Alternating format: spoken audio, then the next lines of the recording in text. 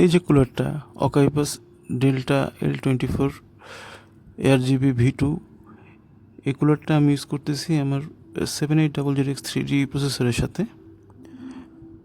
তো এটার RGB এফেক্টটা আপনারা চোখে দেখতে পাচ্ছেন। তো এখন আমি চেষ্টা করবো আপনাদের এটার ফুল লোড টেস্টে সিনেবেঞ্চ এটা কতখানি টেম্পারেচার ওঠে এটা চেক করে আপনাদের দেখানোর জন্য। এর সাথে আমি থার্মাল পেস্ট হিসেবে ইউজ করছি ম্যাক্সটরের CTG8। এখন আপনাদের এটা একটু দেখানোর চেষ্টা করতেছি। এইটার যে সিনেবেঞ্চে যে লোড টেস্টে এটার হাইয়েস্ট টেম্পারেচার আমি এখনও পর্যন্ত রেকর্ড পাইছি, যেটা 80 থেকে 80 ডিগ্রি 82 ডিগ্রিও রিচ করে না।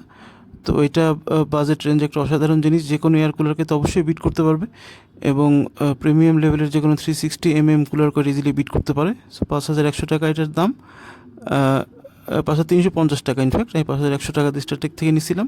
সো যদি কারো ভালো লাগে কুলারটা নিয়ে ট্রাই করতে পারেন, এটা খুব সুন্দর একটা বাজেট রেঞ্জে খুব ভালো একটা সলিউশন।